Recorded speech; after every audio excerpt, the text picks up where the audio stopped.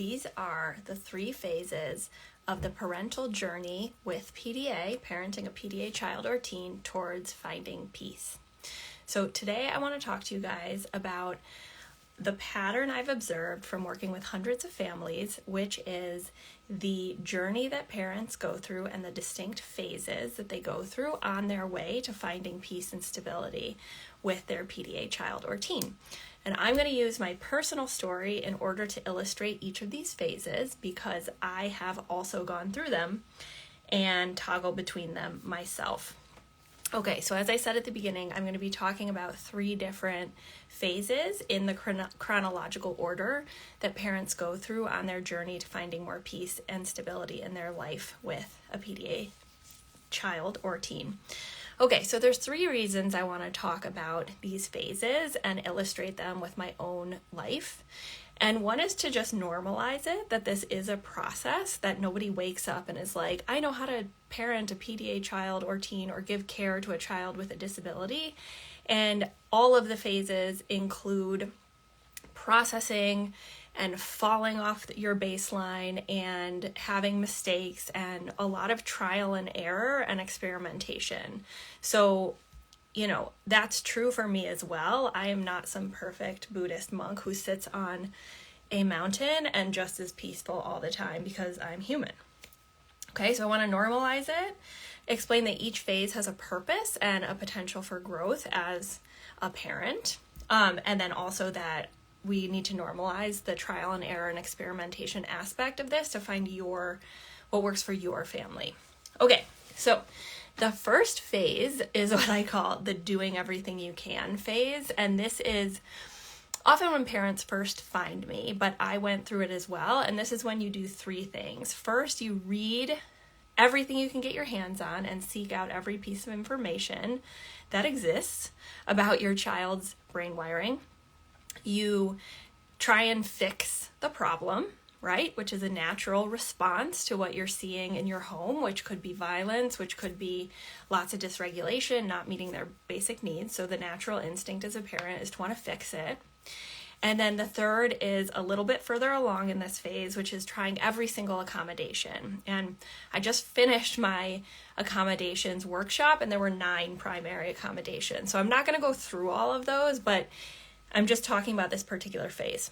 So to illustrate this with my own life, when my son first started having problems with dysregulation, with behavior, he was stopping eating, he was increasingly not speaking to me, etc. I went, headlong into what any good researcher and academic mind does, which is read every single book you can get your hand on and find every professional you can. Right? So I started with sensoryprocessingdisorder, The Explosive Child, all the books that you've read, Mona Delahook, etc. And also went deep dive into not just sensory processing and autism, but then PDA when I learned about PDA. And I spent about a year deeply studying autistic testimonies on Instagram, just getting all the information I possibly could, which I know many of you are doing, which is exactly what you need to do to understand the internal workings of your child's brain. The second is the fix-it phase, and I think a lot of times parents can feel like they're doing something wrong if they're seeking out therapy for a PDA child or trying things like a gluten-free diet or whatever it is, because the narrative is, you're trying to change your child and not make them autistic. However, I think there is a distinction between seeing your child suffering or not being able to meet their basic needs and trying to figure out a solution to the problem. And I was certainly in the fix-it mindset for a very long time. And I'll just explain all the things I have done, some of which worked, some of which did not. And I wrote them down because there are so many, because I also went through this trial and error period. So when I first thought it was sensory processing disorder, we were in OT 5 days a week, and I researched every single occupational therapy center in all of the greater DC area, Maryland and Virginia. Okay, we found a place and went 5 times a week, both for feeding therapy and for sensory. And I was like all in, like, I'm going to fix this. I'm going to make it stop. I'm going to fix it, right? And with the sensory integration lens, we can often feel like if we help them learn how to integrate, we can solve the problem, right? And there's nothing wrong with this phase. We've also tried the FOCUS program from Integrated Listening Systems, the Safe and Sound protocol twice, 8 months of neurofeedback, feeding therapy, gluten-free diet, dye-free diet, craniosacral therapy, shamanic soul retrieval, CBD gummies without THC, and prescribed medication. Okay, so I did not just reach radical acceptance of my child's neurotype. I went through all of this. And just as a caveat or like an asterisk, I will say neurofeedback helped, craniosacral helped, Safe and Sound protocol helped, and his medication helps him, and so does occupational therapy. What I also want to normalize is that parents have to go through this process to observe empirically what helps their child, okay? Some parents have PDA children who also do better without gluten in their diet. That doesn't mean gluten is the solution to PDA. It's just something to keep in mind that there is this experimental trial and error phase, okay? And you don't need to feel guilty or ashamed that you're trying to help your child by seeking external support. Okay, the gluten-free diet, the dye-free diet, all that stuff did not help my child, but it doesn't mean that it won't for someone else. Okay, the third part of this doing everything you can phase, hi everybody, is a little bit further along, and that is trying every single accommodation under the sun, right? So like maybe you go all in with like declarative language, co-regulation, play, humor, de-escalation, all the things that you can possibly do, right?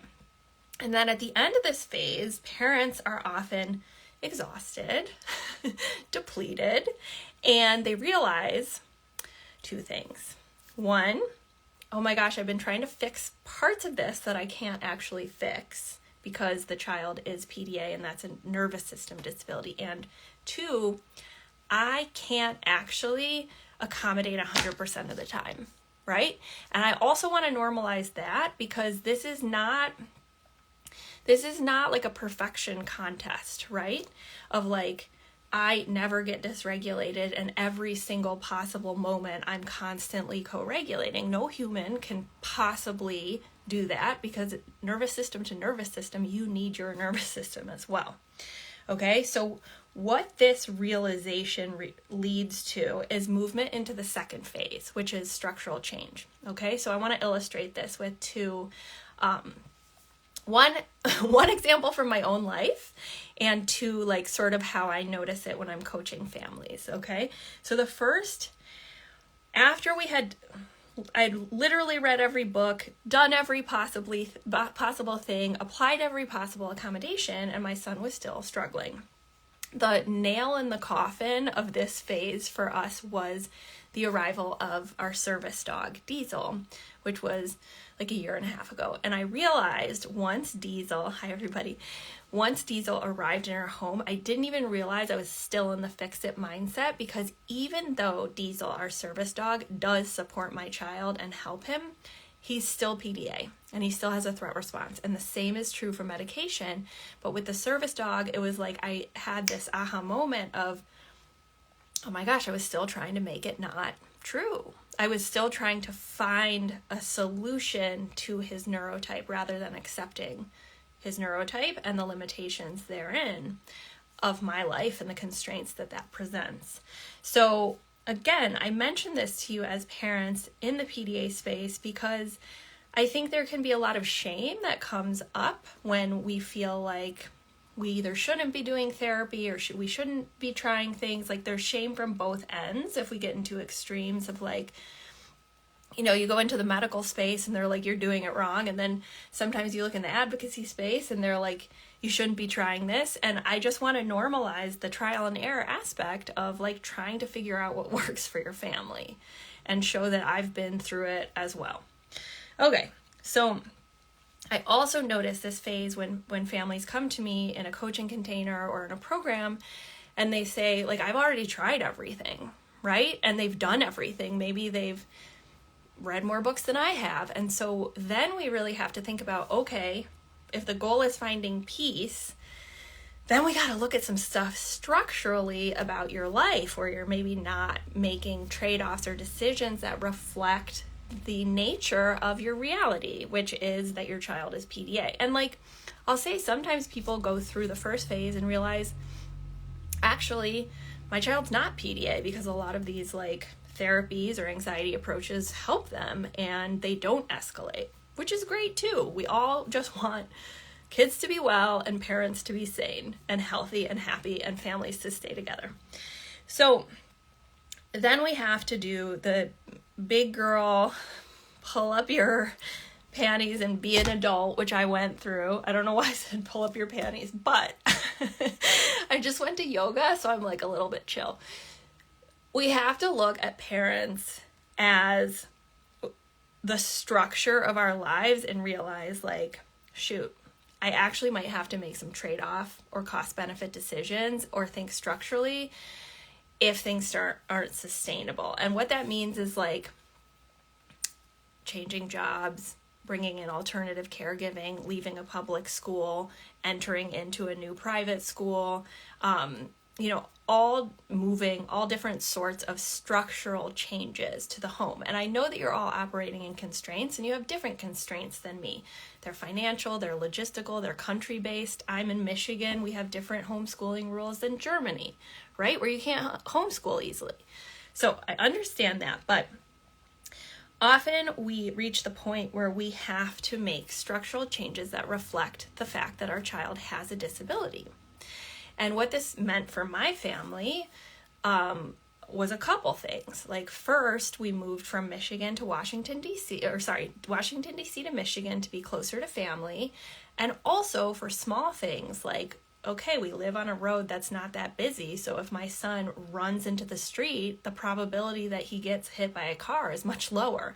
I know that sounds pretty intense, but like these were the things that I was thinking about at the time of like, my child just runs away and like runs out the front door. So I need to be in a place where there's cornfields and not highways, right?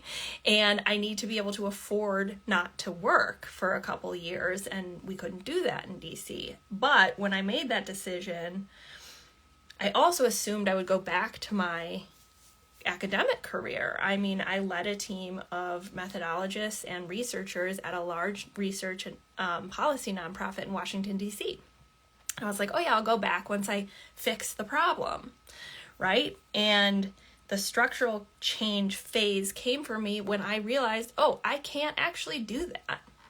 Or my husband has to do it, because when both my children are home, we need an adult on each kid sometimes. Or when my son needs to go to occupational therapy, somebody has to take him. On Friday, he had a developmental pediatrician appointment. We had to do some stuff with the service dog.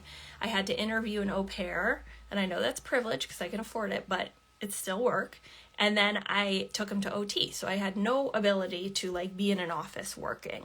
Right? That's a structural trade-off, and a lot of us have to make it.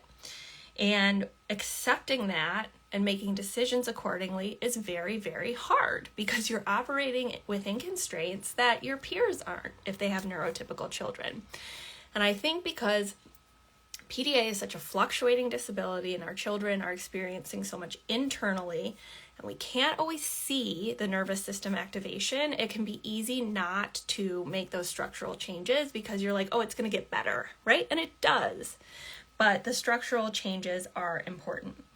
Other structural changes, leaving a public school for my son and going to a private school, and understanding that I can't personally co-regulate my son all the time. Okay, I'm moving on to the third phase because I got a warning. I only have 5 minutes left before my little Instagram timer tunes me out and I don't know what's going to happen. So we'll continue. Third phase is the surrender phase or the radical acceptance phase. So let's say you've done everything you can in phase 1, the doing everything you can phase. Phase 2, made your structural changes. And then we realize there's still things about our life that don't reflect our expectations or that our child still is PDA and has a nervous system disability. This doesn't mean you're not accepting your child when you get here. It means you're not necessarily accepting the constraints it places on your life. And that is a natural human thing. So, for example, I'm still constantly working on myself in this phase. And there's 3 elements. And this is a pattern I see also when I work with families. 3 things happen in this phase. 1, parents work on their nervous system regulation intensively because they have to start going inward because they can't change necessarily outward any more than they've done. Or they're doing deep trauma processing from their childhood. Right? And this is hard, but it's also like this beautiful opportunity that comes from this unexpected gift of having a child with different brain wiring. So to illustrate in just a second that, I'll tell you what I do for that. The second is finding meaning and purpose, like needing to find meaning and purpose in the caregiving of a child with a disability and living a life that you didn't expect. And then often parents turn toward or deepen spirituality. So I've done all 3 of these things, which has been like what also helps me in the 3rd phase. So I want to say my child is so much happier and thriving, and we have a much better system, but he's still PDA. Right? And I hope that I am honest about that. I still struggle, right? And so this is where we turn to that surrender piece, which is a daily practice. So for my own nervous system, weekly EMDR therapy, which is trauma processing, havening, where I do like daily mantras and soothe my own nervous system, saying things like, I can stay calm in the face of screaming, or what if things could turn out better than ever expected? Because I also get scared of the what ifs, right? And that's normal. I have an Apollo Neuro on my ankle right now, sending me little biofeedback of like, stay calm. I take anti-anxiety medication, I do yoga, and I do meditation on a daily basis. I am constantly working on my nervous system, and I have peace not because there's never any screaming in my house. It's because I have learned to manage it better, right? And second, finding meaning and purpose. This is extremely important. I found that sometimes the dads appreciate this more than the spiritual suggestion. So one book actually that my husband just read and I've read and turned back to is Man's Search for Meaning by Viktor Frankl, where he talks about like agency even within very difficult circumstances. And for me, what this meant was when my child was at his worst, I didn't have any caregiving support. I was completely burned out and I was operating within these intense constraints, that really my agency existed in the space between like my son screaming or hitting me or attacking me and how I showed up in response and my own non-reactivity. So I found purpose not in like how well my child behaved or is the screaming stopping, but like how comfortably I could hold my hat, hang my hat on the day of showing up with nonviolence. So that's how I personally found meaning in that deep, dark trauma cave part of this journey. And then the spirituality piece, which is trust, like trusting that there is meaning, trusting that our children will be okay, and that all there is like life and love, and that's what we have to give them, whether or not you're, Muslim, Christian, Hindu, atheist, whatever it is. I mean, I was kind of an atheist before this all happened, and I like to like sample from different, like Quaker